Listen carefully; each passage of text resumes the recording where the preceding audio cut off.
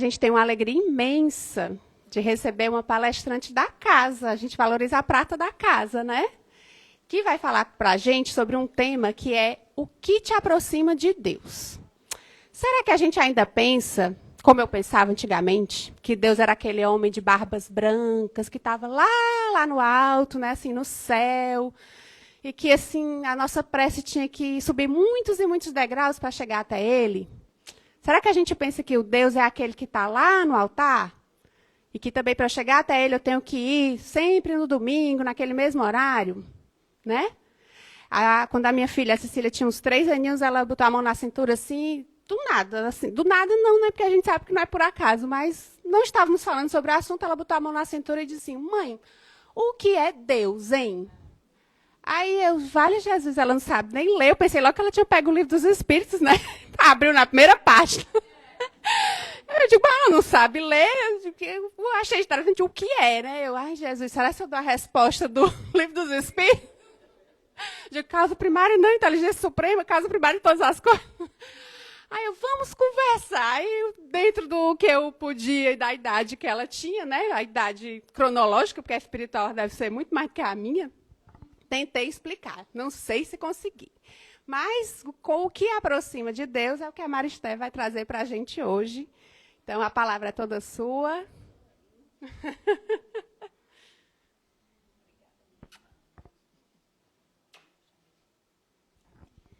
Gente, boa noite. Primeiro, eu peço perdão por quem esperava ver o Padre Domingos. Recebi essa incumbência não muito fácil, né, de substituir esse grande irmão mesmo, esse ser que caminha em outra denominação religiosa e que é tão irmão nosso como qualquer um de nós que fazemos o Paz e Bem. Então, para lembrar o Padre Domingos, ele diz assim, eu tenho muito medo de quem diz que Deus está lá em cima. Que toda vez que vai falar de Deus, Deus está lá em cima. Porque Deus está aqui agora, né? Deus faz parte o tempo inteiro, em todas as nossas células, no nosso respirar, no nosso exalar, no batimento cardíaco. Porém, nós vamos fazer assim, uma pequena retrospectiva. Para mim saber o que me aproxima de Deus, essa pergunta filosófica, né, da pequena filha, da Cecília, é uma pergunta fundamental. Como a Josi disse, já está na 1 do Livro dos Espíritos. O que é Deus? No período paleontolítico, 35 mil anos antes de Cristo, um dia desse, né? 35 mil anos. Deus era todas as forças da natureza, era aqueles fenômenos que nós, seres primitivos, ficávamos à deriva, completamente à deriva, imaginando aquela coisa fora e que não tinha nenhuma conotação com nenhuma razão, nada mais interno, porque eram as forças primitivas da natureza. Período neolítico, foi ontem também, 8 mil anos. O homem, quando eu digo homem, é o gênero homem-mulher. O homem já parava na sua terra, já surgiu a agricultura. Como era que era representado Deus nesse período? Sol, lua, esculturas de mulheres, né, que era muito ligada à agricultura, os seios fartos, que era a ligação de pedir proteção para a colheita, para a agricultura, para a fertilidade. Foi quando surgiu a agricultura no planeta Terra. Então, vai evoluindo essa ideia de Deus, não é à toa que em 1857, a primeira questão do Livro dos Espíritos vai ser o que é Deus. Inteligência suprema, né, causa primária de todas as coisas, e tem uma resposta também que vocês sabem, né, quem todos já leram e já provavelmente já assistiram filmes sobre a doutrina espírita, na biografia de Allan Kardec, como era que era feita aquela compilação. A mesma pergunta era lançada para vários grupos de médiuns. Meninas de 14, 16 anos, ali em Paris mesmo, lá as irmãs Fox, em vários lugares eram lançadas, inclusive na Bélgica também, perguntas, e depois chegava aquela, vou dizer o termo cearense, viu? Aquela ruma de correspondência na casa naquela época era o Leon Denisard, né? Ele era um pedagogo, cientista. Depois, quando foi editado os livros, ele mudou para Allan Kardec, que tinha sido uma vida anterior dele como sacerdote druida. Então, uma resposta de uma médium, através dessa mediunidade belga, era inteligência suprema e amorosa, né? E que também está tudo dentro das respostas que estão na obra basilar da doutrina espírita. E realmente é uma inteligência suprema e amorosa. É a causa primária de todas as coisas. E aí, quando a gente vai para essa fase do nosso desenvolvimento, é quando Deus já não é mais aquela entidade completamente fora, mas ainda é, antes do cristianismo, quando eu digo cristianismo, é a vinda do Cristo, porque nesse planeta pode-se falar qualquer coisa, mas a história está marcada para antes e depois da vinda, né, do Messias. Então, até a vinda dele, ainda era esse Deus punitivo de Moisés, mas já tinha o quê? O monoteísmo em alguns lugares. Não em todos, mas já tinha o monoteísmo. Já tinha no judaísmo, na crença judaica. E depois foi vindo também como essa afirmação, né, da doutrina cristã, dada pelo Cristo, como Deus não mais vingativo, único, mas não mais vingativo, um Deus amoroso. Ainda antes do Cristo, nas sociedades gregas, romanas, os deuses eram expressões puramente das nossas emoções. Deus da guerra, Deus do amor, Deus da fertilidade, ainda era o politeísmo. Então, já foi realmente um avanço quando a gente chega no monoteísmo, ainda que com a nossa capacidade, evolução moral da época, ainda era um Deus que era muito punidor e muito vingativo. Jesus vem e abala, né? Aqui a gente não fala, né? Ai, fulano abalou. Pois ele abala muito mais, porque ele muda completamente a história. Ele muda completamente essa face desse Deus punidor que castiga. Então, as companhias de Jesus já eram uma prova de que aquela entidade já trazia algo muito novo para o planeta Terra. Ele trazia inclusão, ele trazia não separatividade, porque ele falava, vocês lembram, né? Todos têm acesso aos evangelhos, os canônicos mesmo. Ele fala que nunca tinha visto uma fé tão grande como naquele centurião romano, né? Vocês devem lembrar dessa passagem. A filha doente, e ele diz, Senhor, eu tenho meus soldados. E eu sei que se eu disser, vá a tal lugar, eles vão. Eu sei que tu não podes entrar na minha casa, né? As conjunções econômicas, políticas, sociais da época, ideológicas. Mas se tu disseres a um dos teus, minha filha será curada. Então, Jesus que sente, né, a vibração, sente a sinceridade daquela palavra, ele diz, vá para casa, a sua filha está curada. E, de fato, um romano, que era o grande inimigo ideológico do povo judeu da época. Então, esse Cristo, ele costurava as uniões, ele costurava as presenças humanas. Ele não estava perguntando qual era a sua fé, qual era a sua nacionalidade, ele apenas amava. E nesse modelo, ele traz esse modelo do Deus amoroso e que perdoa, né? O Deus que ama o pecador, mas não ama o pecado. Né? A síntese é tão perfeita, como é que alguém pode amar aquela pessoa que se equivoca, mas não ama aquele ato? Sabe que o ato não foi ok. Então, para essa introdução, para a gente trazer o que é que me aproxima de Deus. Livro dos Espíritos, questão 621, para os doutores aqui presentes, que eu espero que não sejam doutores da lei. A questão é, onde está escrita a lei de Deus? Acho que muitos de vocês vão me responder, na ponta da língua. Vou esperar a resposta. Isso, na consciência. Onde está escrita a lei de Deus? Na nossa consciência. E se a lei de Deus está escrita na nossa consciência, a nossa consciência contém o universo, porque as leis de Deus, todo o universo, né? Dedução simples. E o que é que nos aproxima e o que é que nos afasta. Né? O que é que nos aproxima dessa consciência cósmica, dessa consciência universal, e o que é que nos afasta dela. Né?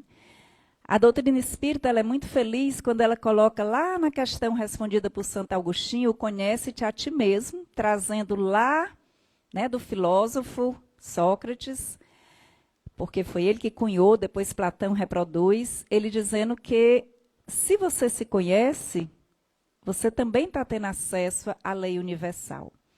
E as leis universais, elas se expressam em nós quando a gente consegue começar a ler as nossas almas, que tem a ver com autoconhecimento também. O que é ler as nossas almas?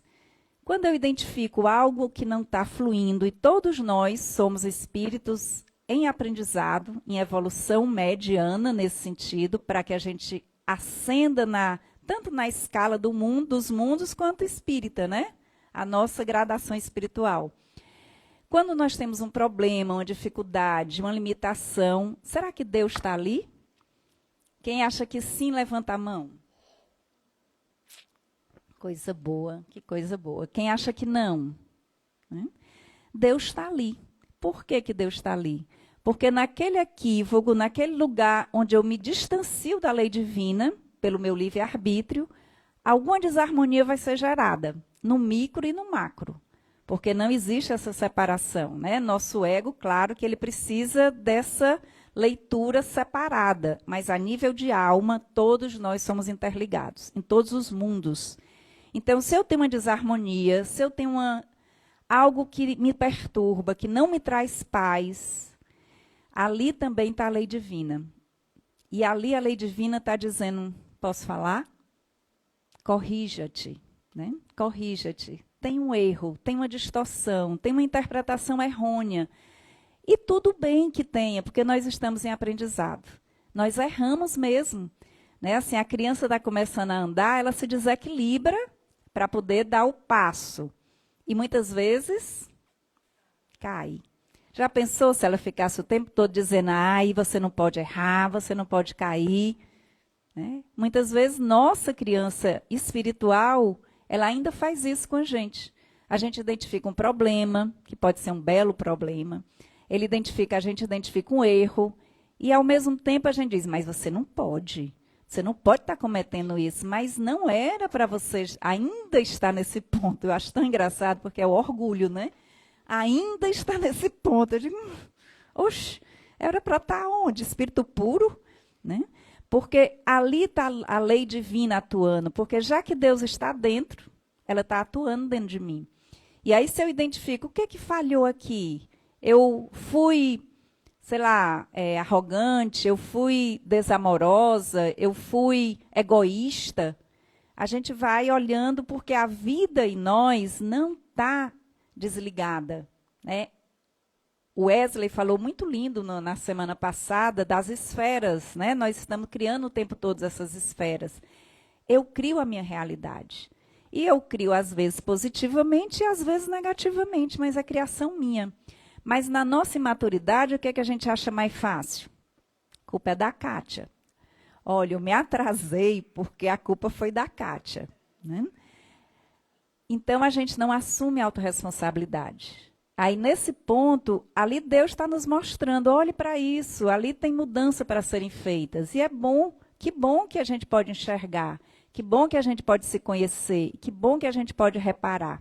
Aí, esse é o Deus de Jesus, que reconhece o erro, que não pune e que reergue, né? A oportunidade da gente renascer, refazer. A doutrina espírita fala muito em reforma.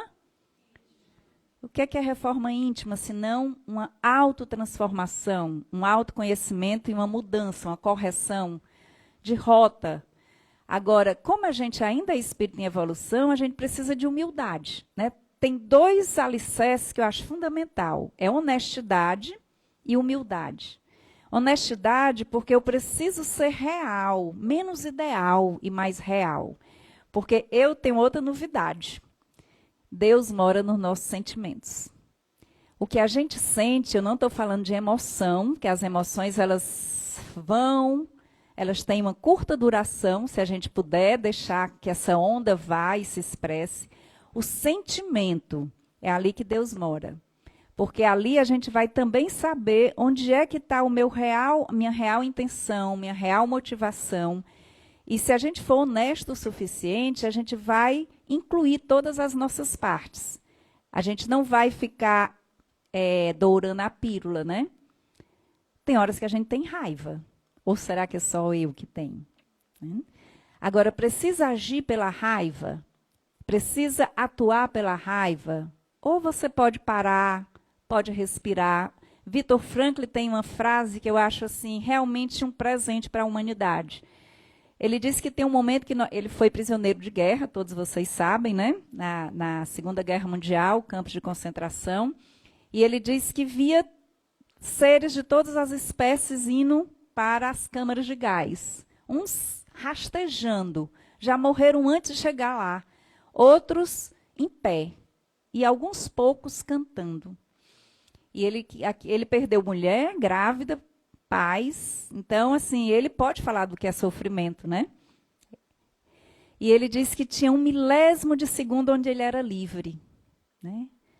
Meu Deus, 1/1000 de segundo onde ele era livre. Ele disse que na hora que eu senti o impacto da dor, na hora que eu senti o impacto da emoção, e eu ficava comigo, naquele 1/1000 de segundo, e eu dizia, você vai escolher o que você vai fazer com isso. Você vai escolher o que você vai fazer com isso.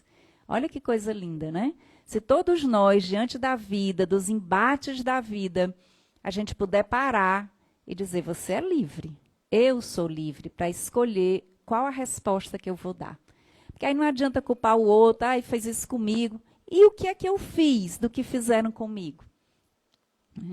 Porque naquele espaço de liberdade, a gente pode realmente mudar a nossa propensão mental, mudar nossas reações emocionais. E a doutrina espírita, ela também traz algo muito precioso, que é o mundo espiritual, que está aqui o tempo inteiro, né? E a gente pede ajuda, a gente se conecta.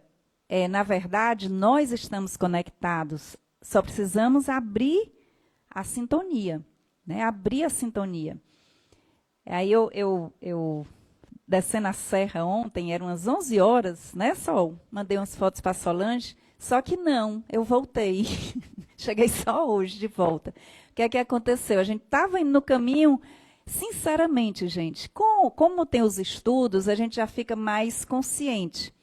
O meu rosto fez assim, ó, virou do lado. E aí eu tenho um delay com o mundo espiritual. Tem horas que eu tenho um delay, aí eu vejo e o meu ego ainda não assimila imediato. Era a placa do carro do meu filho, que estava subindo no domingo. A gente já estava descendo e ele subindo. Aí opa, acho que é o carro dele. Aí peguei o celular. Estou chegando aí, estou sem almoçar, estou com o filho dele, né, o meu neto. Aí voltamos, Sol, naquelas fotos que eu te mandei, a gente voltou. Então, o mundo espiritual está o tempo inteiro. Aí eu às vezes me pergunto, meu Deus, que tanta ajuda é essa? Que tanto auxílio? Aí depois vem aquele pensamento. Você não acordou o dia dizendo, esteja comigo, mundo espiritual de Deus, meu anjo da guarda, em nome de Jesus, abençoe minha descida, minha subida. Então, o mundo espiritual é uma realidade, ele é presença, ele não é distante, ele não é algo místico, né? Como muitas vezes nas nossas concepções, eu pelo menos tinha muito essa concepção. Não quero ver espírito. Não, pelo amor de Deus, eu sou médium. Não quero ver espírito. Eu morro se eu ver, né? E aí, meu pai desencarna em 2010. Pouco tempo depois, menos de 2 meses, eu sonho com ele. E ele ainda lá no caixão, a gente ainda no velório, só que ele se mexe e sai, pega no meu braço. Eu fico em pânico. Aí ele olha e diz assim, ô espírita, minha filha... Ai, meu Deus, eu estou vivo. E ele dizia bem bravo, como um pai, né? Estou vivo. E aí toda vez eu lembro disso. Quando a gente pensar nos nossos entes queridos, realmente eles estão vivos. Quando a gente pensar em Jesus, ele realmente está vivo. Ele saiu da cruz no 3º dia, antes estava se desdobrando, ajudando um monte de gente. Então são forças espirituais vivas e presentes. E muitas vezes a gente pede... e não lembra que pediu, e depois é que a gente vai, né, fazer os links. Porém, a palestra, o tema da palestra é como me aproximar de Deus. O que é que vocês acham? Como é que a gente se aproxima de Deus? Se conhecendo, se amando, praticando o bem. Assim, aqui é muito fácil a gente fazer essa pesquisa, é muito fácil. Quando você tem um ato generoso, qual a música Caridade falou? Como é que você se sente? Isso é para espírita, é para católico, é para evangélico, é para budista, é para brasileiro, é para holandês, é para qualquer pessoa. Nós nos sentimos bem porque a gente se harmoniza com a lei divina. A gente se harmoniza porque Deus não está na nossa consciência. Então, se eu pratico esses atos generosos, na minha mente, no meu campo, no meu entorno, isso também está reverberando. A lei divina também não é algo fora de mim, porque muda, gente, muda. Quando eu trago Deus para dentro, Deus está na minha respiração, a respiração de cada um de nós. Por quê? Porque tem um sistemazinho no nosso corpo chamado sistema involuntário, que ele é só responsável pela nossa respiração, batimento cardíaco. E nós estamos dormindo, o coração continua até quando for a hora. A trama dos nossos dias está nas mãos da divindade mesmo, de Deus. E aí, Deus está no nosso corpo? Está no nosso corpo, está nas nossas células. Não sei se vocês acompanharam um evento muito lindo da ciência, que uma pesquisadora, bióloga, doutora, ela intuiu, pesquisando sobre aqueles traumas, tanto na cervical, tanto paraplegia como tetraplegia, ou do pescoço para baixo paralisado, ou da cintura para baixo. Pesquisando ela conseguiu colocar uma enzima, polienzima, não sei o quê, que ela tira do cordão umbilical, das células tronco, que lá está toda a nossa já genética, e ela conseguiu reproduzir aquilo, fez testes, claro, em laboratório, anos e anos e anos, foi autorizada agora pela Anvisa. Pacientes com 72 horas, até 72 horas, com lesões graves, eles recebem uma injeção desse medicamento, que ela reproduziu através das células do cordão umbilical. E voltam a andar. Milagre, se a gente for dizer, é o milagre da ciência, é o milagre do estudo, da inteligência, das pesquisas.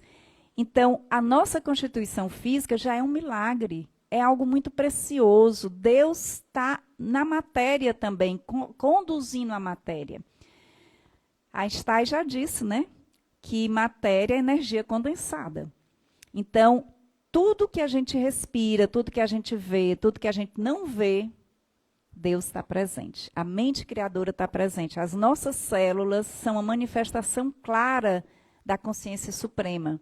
Uma fecundação é uma grande obra de uma consciência suprema. Quem é pai e mãe aqui sabe que a gente faz uma parte. A outra parte realmente está muito além da nossa compreensão. E Deus nos deu a inteligência, ok? Nos deu a inteligência, então nós podemos ser co-criadores. Quanto mais a gente cresce, alinha mente e coração, mais as nossas obras vão ser melhores. Como essa obra dessa cientista. E se eu olhar agora, só assim, um pequeno exercício, eu vou pedir para a gente trazer isso para o corpo. O Guinho adora. Então, eu vou pedir para a gente botar esse dedo aqui, aqui. E aí a gente vai fazer uma pequena pergunta. Onde Deus está? Meu Deus, se manifeste. Onde você está? Baixe sua mãozinha e olhe para baixo. Baixe. Coloque seu dedo mindinho onde ele tocar. Onde é que vocês tocam? Essa é uma pequena distância, mas que une todos os mundos. Se a gente descer e colocar Deus aqui, no centro do nosso coração, na sabedoria do coração, na ética do coração, Jesus já dizia isso há muito tempo. Hoje tem pesquisas dizendo que o coração tem neurônios, vocês já sabiam disso? Neurônios, que eles têm uma leitura muito mais completa do que o neurônio cerebral. O campus O campus, eu já ia dizer o Taurus, né? O campo que o coração gera é muito maior do que o campo mental. Então, nós temos tudo. Deus nos deu tudo, tudo, tudo para que a gente possa crescer, evoluir. Ele nos deu inteligência, Ele nos deu a vontade. Só que muitas vezes a gente está usando a inteligência, a vontade, não com a inteligência do coração, com o nosso ego, com a nossa sede de domínio, sede de ganância e outras mais. Mas um dia a gente cansa, né? Um dia o vazio se faz muito grande. E eu queria convidá-los, né, assim, com muito respeito a cada um, a presença de cada um. Nós estamos em momentos de muitas mudanças. Né, o João Figueiredo, ele costuma dizer, Tom, João, algumas pessoas podem estar aqui, desde a época do João Evangelista, o mundo era mais calmo, não era não, Trajano? Você não acha que o mundo está mais movimentado? Né? Se a gente olhar a nossa sociedade, tem muitas mudanças acontecendo. E nós precisamos ser o sal da terra. Não com prepotência, não com arrogância, mas com consciência de dizer, nós estamos submetidos à lei divina. Nós não estamos ao léu, né? Assim, a folha ao vento. Nós estamos aqui cumprindo uma etapa encarnatória e uma etapa evolutiva. E nós temos responsabilidades por nós mesmos, nossos pensamentos, sentimentos, atitudes, porque isso reverbera em todo o campo, reverbera no trânsito, na família. E talvez não seja mais o tempo de grandes dogmas, seja o tempo mais simples, de amar com simplicidade, de viver com simplicidade, de diminuir as distâncias, né? Assim, a diminuir as nossas separatividades. A gente precisa se unir, né? Se unir para perceber que a gente não está só, que muitas coisas estão acontecendo, muitas mudanças, mas é para o nosso bem. Né? Quando nossos pais, quando a gente era pequeno, diziam, é para o seu bem, né? Muitas vezes a gente não acreditava e testava, né? Desafiava. Mas é verdade que tudo que está acontecendo é para o nosso bem. E nós precisamos nos aproximar de Deus. Eu brinco muito com um coordenador de uma turma de helper, que também é espírita, e vocês conhecem, o Valfrido, que eu digo, Valfrido, tem horas que não dá nem tempo de fazer uma prece grande. Eu fecho os olhos e fico, Jesus, Jesus, Jesus, Jesus. E ó, eu vou dizer uma coisa, funciona, viu, gente? Funciona, porque a gente se conecta com esse campo, a gente precisa se conectar. Então, como eu me aproximo de Deus? Me conhecendo, praticando o bem, silenciando muitas vezes, se escutando em profundidade. Né? Joana de Ângela tem uma frase que é, se eu oro, eu falo com Deus. E se eu medito, Deus fala comigo e eu escuto. Né? Então, tem muitas formas a gente escolher a quem eu quero servir. Né? A gente não pode servir a dois senhores ao mesmo tempo. E todos nós temos um compromisso em ancorar essa luz, né, da renovação, do mundo regenerado, que é possível sim. Ele se regenera a partir de cada um. Não é uma mágica, né? Cada um de nós é responsável por cuidar das plantas. Né? Tem um exemplo muito lindo, e um físico dá esse exemplo, que hoje em dia Deus está sendo falado pelos físicos. Né? Ele diz, a natureza é tão linda e ela é tão reflexo da divindade que o que eu preciso para viver, as árvores me dão, o oxigênio. E o que elas precisam para viver, eu dou para elas, que é o gás carbônico. Então, tudo na natureza tem uma troca, uma renovação, uma reciclagem. Nós, humanos, precisamos assumir o nosso lugar. Esse lugar de sentir algo ruim, eu não preciso dar esse algo ruim. Eu posso transformar em algo bom. Eu não preciso estar reproduzindo a negatividade. Eu cuido da minha e não preciso reproduzir a negatividade alheia. Isso já é uma grande contribuição. Né? O nosso pensamento, a nossa fala, o nosso sentir e o nosso agir. Eu não preciso criar caos, porque depois do caos vai vir a ordem. Mas eu estou semeando o quê? Eu estou ajudando naquele momento de caos ou eu estou aumentando aquele momento de caos? Nós fazemos diferença, cada um de nós. Cada um de nós é uma centelha de Deus. É uma assinatura, como disse o Wesley, é uma frequência própria, única, e a gente precisa assumir o nosso lugar. né? Porque, do mesmo jeito que é Deus, a gente pode perguntar para cada um de nós, quem sou eu? Quem sou eu? Quem sou eu? Né? Será que eu sou só esse corpo? Será que eu sou só os meus papéis? Ou tem algo mais profundo de que essa realidade vai me sustentar agora, como diz o poeta, quem sou eu? Quando eu estou irado, esbravejando e que está sereno, doce, quem sou eu? Quando eu estiver zangado, envaidecido, e estiver sereno do meu lado, quem sou eu quando eu estiver morrendo? É alguém que ficará de pé na hora da minha morte, né? Então, nós somos esse ser imortal, esse ser eterno, mas precisamos assumir a nossa identidade. Na verdade, a gente precisa querer crescer. A maior parte de nós ainda fica muito preso a limites autoimpostos, ou pela cultura, ou pela sociedade, ou pelo meio familiar. Nós precisamos crescer.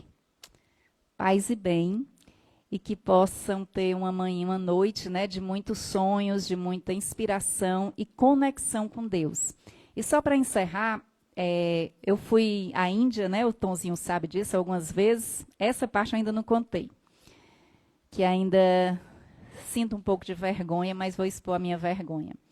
E aí tinha uma índia lá, uma anciã tibetana, que o nosso professor ele levava psicólogos, psiquiatras do Brasil todo e de outras partes para ter cursos com o budismo tibetano, a psicologia budista, e com o Dalai Lama a gente fazia alguns dias, 7 dias com ele. E aí tinha uma índia tibetana que ela olhou para mim e disse assim, você sabe qual é a sua missão? Assim, com aquela voz bem, bem direta, né? Aí eu digo, acho que não.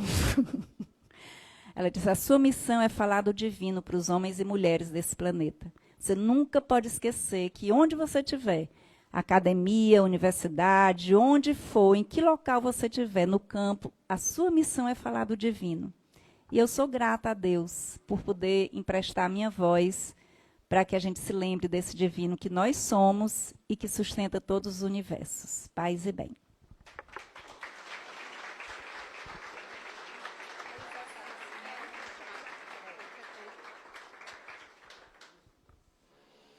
Respiremos, né? Até mexeu fundo aqui em várias questões importantes para nós, do jeito amoroso dela de sempre. Então, que a gente possa, quem quiser rever essa palestra, ela está sendo transmitida e fica gravada também lá no nosso Instagram. E ainda tem mais, porque ela está pensando ali na tarefa da semana, né? Porque a vida não é fácil, não é só teoria, a gente tem que exercitar. Então, já vem a tarefinha da semana. Enquanto isso, eu vou dar os recadinhos do coração aqui, que a gente agradece e sempre pede para vocês trazerem os nossos usados usáveis. Ou seja, aquilo que a gente tem, que não nos serve mais, mas que pode servir muito bem em outras pessoas. A gente arrecada e doa para várias casas que são assistidas pelo Projeto Semeadores, né? O nosso braço assistencial, o braço social do Paz e Bem. Esse mês de janeiro, a gente está doando para uma casa chamada Grupo Espírita Trilha de Luz. A casa da qual eu particularmente tenho muito carinho, porque foi lá que eu comecei, foi na comunidade que eu morei quando eu era criança, fica lá no Tancredo Neves, e eles estão até hoje fazendo um trabalho social muito bacana com as famílias lá, ainda em vulnerabilidade social, ainda jovens, infelizmente, sendo captados pelo tráfico, e então a evangelização tenta fazer essa diferença na vida dessas crianças. E o que a gente doa, eles transformam num bazar, que acontece bimestralmente, então faz muita diferença. Porque o bazar, como eu gosto de dizer, além da renda que arrecada para casa manter esses trabalhos, tem sopa todo sábado, tem cesta básica para as famílias que são assistidas, ele também dá a oportunidade das pessoas da comunidade comprarem algo legal com um preço acessível, poderem escolher o que elas querem comprar, né? Para a gente pode ser muito simples, até óbvio, mas é claro que eu escolho. Mas uma pessoa que está em situação de vulnerabilidade, que só recebe algo que lhe é dado, né, às vezes isso pode até chocar um pouco ou constranger. E num bazar, então, gostei muito dessa blusa, quanto é? R$2. Então, dá também a possibilidade dela, de forma digna, com o dinheirinho dela, comprar. Então, a gente agradece a quem já está trazendo, né? São peças de roupa, calçados, utensílios de cozinha, brinquedo, enfim, tudo aquilo que ainda está em situação de uso que a gente possa doar para essas casas. A gente faz também todo sábado o Evangelho nas casas, que a gente apoia. Nosso Lar Francisco de Assis, Nosso Lar Piedade, Nosso Lar Clara de Assis, né? Duas delas, as duas primeiras, acolhem homens em situação de rua. E a terceira, Clara de Assis, acolhem mulheres. Todos os sábados, das 16 às 17 horas, tem uma pessoa do Paz e Bem, né, ou uma equipe, que vai lá fazer o evangelho com eles. E a gente convida para quem quiser participar dessa experiência, se fazer presente conosco, compartilhar, ouvir muitas histórias. E como eu gosto de dizer, eu fui no sábado passado, a gente muito mais aprende do que ensina, né? A gente muito mais recebe do que dá. No Lar Francisco de Assis tem 19 homens lá, em situação, estão, né, tendo uma oportunidade de recomeçar. Então, vale a pena quem quiser participar, se dar essa experiência no ano novo, né, quero sentir algo diferente, quero compartilhar algo meu, ou simplesmente ouvir. Né, não tem aquela de dizer assim, mas eu não sei nada do Evangelho, eu não sei o que vou falar, você pode só ouvir. E, com certeza, se você quiser, na hora, compartilhar, também será muito bem-vindo. É só deixar o nome na recepção que a gente entra em contato. Pensou na tarefa? Então, venha para ficar gravado ali. Denise, tu pode gravar a tarefa da semana, por favor, que a gente posta também, para a gente não ter a desculpa de dizer que esqueceu a tarefa da semana, tá? Fica aqui, ó. Olhando para esta luz.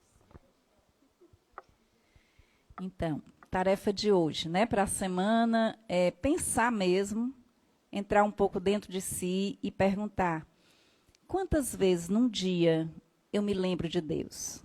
Quantas vezes? Sem julgamento, mas ficar atento para isso.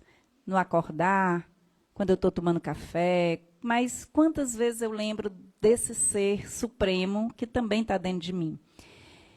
E o outro passo depois que fizer essa aclimatação, é dizer assim, tem algo que me incomoda, que me perturba atualmente, tem algo que eu estou querendo enxergar melhor? E aí você para, anota e vai perguntar: qual lei divina eu posso estar, nesse momento, transgredindo? Nesse caso específico do meu incômodo, da minha chateação, qual lei divina eu posso estar transgredindo? E aí pede ajuda, né? Já que Deus mora também nos nossos sentimentos, pede ajuda para acessar e reparar.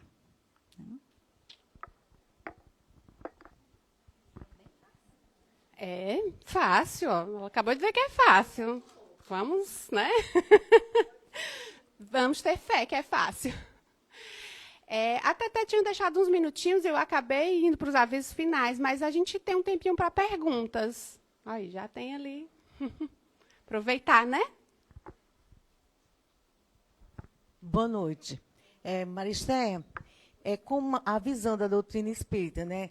Na Bíblia tem a passagem, né, que Jesus curou uma criança que já estava morta, né? Assim, dando a entender que não era para ninguém morrer. Que fala assim, não me lembro bem a expressão, mas assim, que foi a pouca fé da pessoa que precisou chamá-lo para ver aquela criança que já estava morta e passou a viver.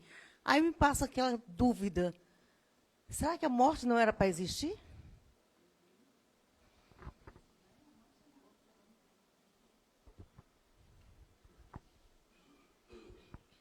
Obrigada pela sua pergunta.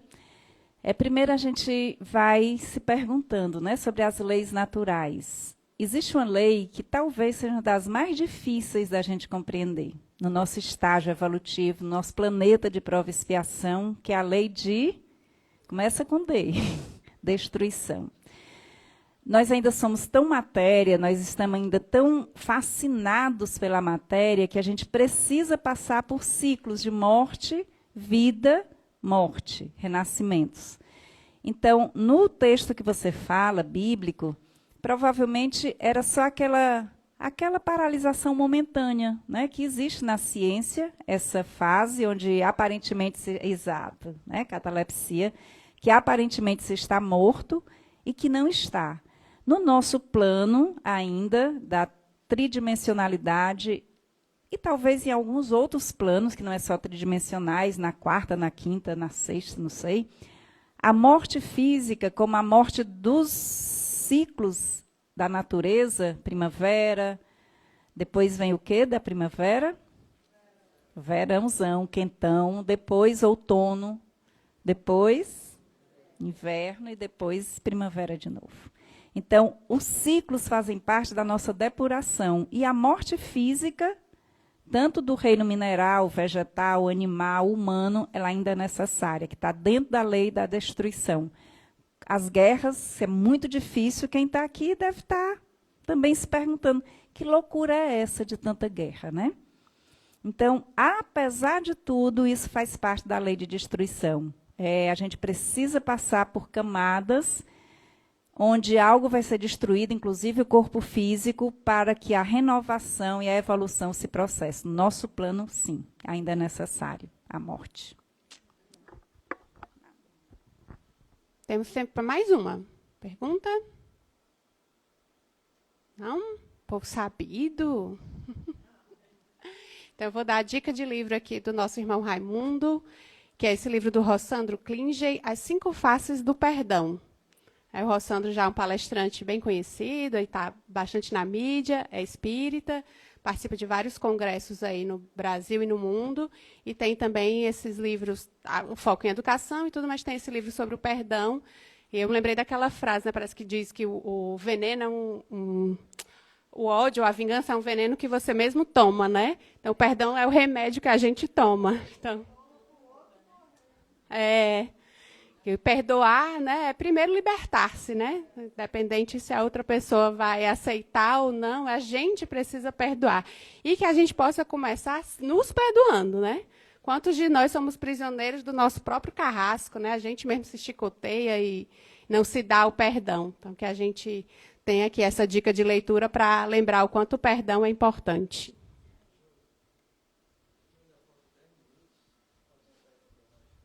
Oi? Pergunta do Hugo para Teté. Na verdade, não é nem uma pergunta, é só um pedido.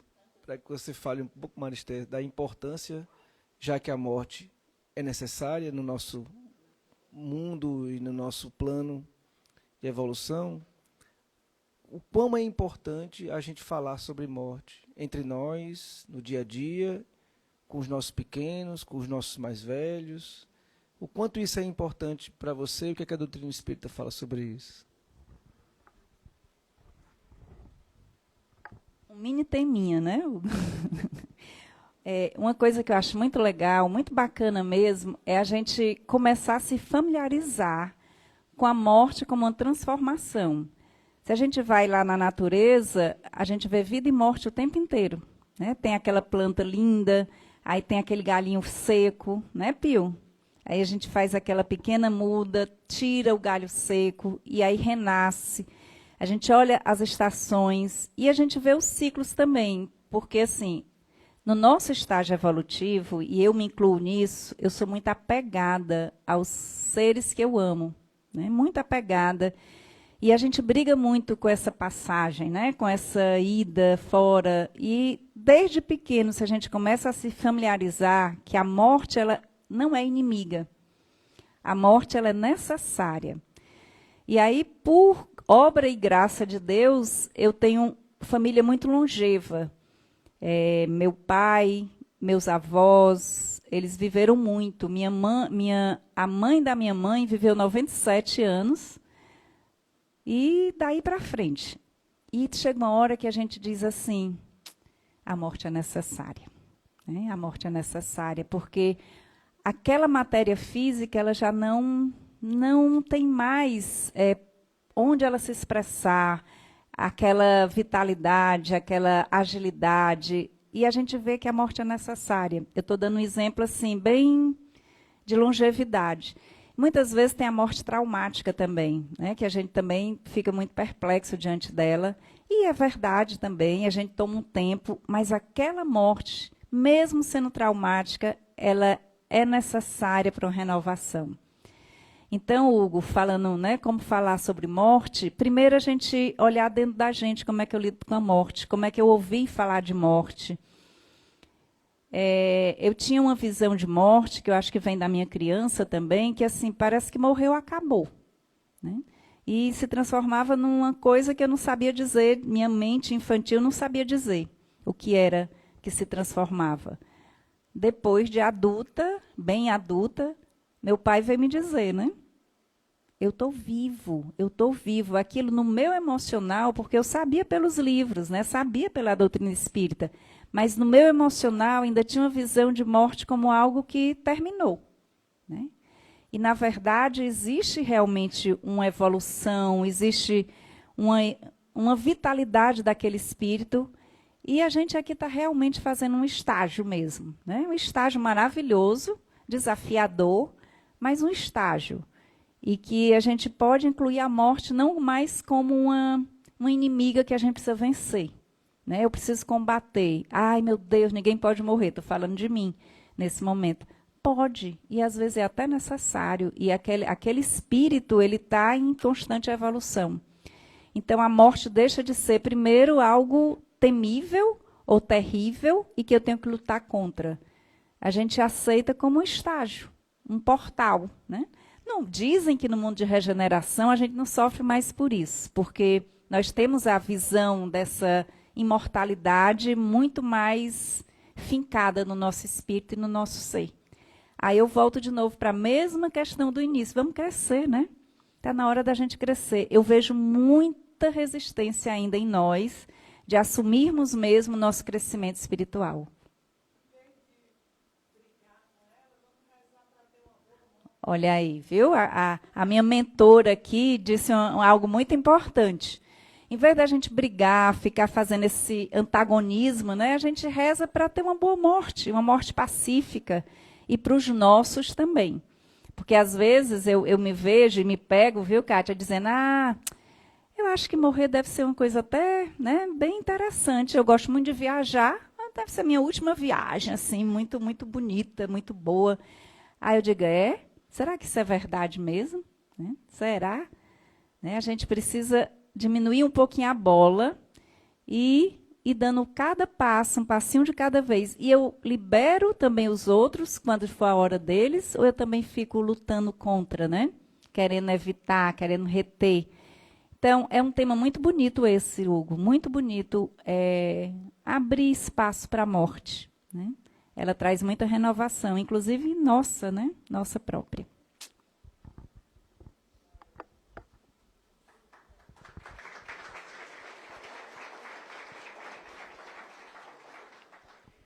Então é isso. Hoje tivemos aí, né, quase 2 palestras. Que coisa boa. Mais conhecimento para a gente colocar em prática, hein? Vamos lembrar. A gente vai encerrando a nossa reunião. Vou pedir para a gente diminuir um pouquinho a luminosidade aqui do salão. A gente se preparar para a nossa prece final. Essa prece que também vai servir como um passe coletivo. Lembrando que, uma vez alinhados, uma vez sintonizados com os espíritos mentores dessa casa, com os nossos anjos guardiões, a gente recebe tudo aquilo que a gente precisa. Que a gente possa acreditar nisso, se entregar a essa sintonia, a música que a gente vai ouvir daqui a pouco, fazer uma respiração profunda. Se possível, colocar os 2 pés no chão, deixar a coluna alinhada, que isso ajuda também na nossa concentração. E enquanto a gente respira, vai sentindo a vibração desta casa nos envolver, que a gente possa sintonizar com as palavras da nossa irmã Denise.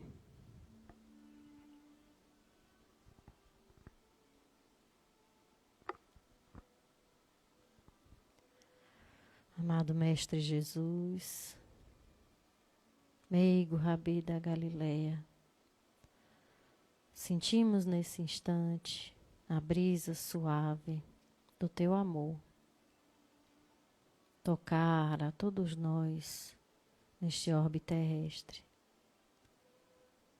com doçura, com brandura, com leveza. Estamos sedentos de ti, Senhor.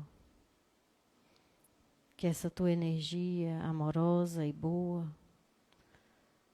possa descer sobre as nossas cabeças, penetrar em nossos corpos, aliviar nossas dores,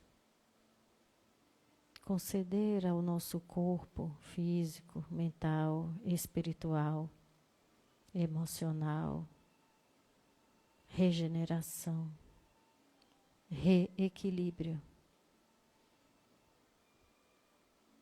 tranquilidade, que nós possamos gerar energias luminosas dentro de nós para espargir uns com os outros numa verdadeira fraternidade, que é a nossa destinação, a nossa tarefa de amor, de inclusão e de paz. Que cada célula de nós possa estar contigo esta semana, hoje, agora e sempre, que assim seja.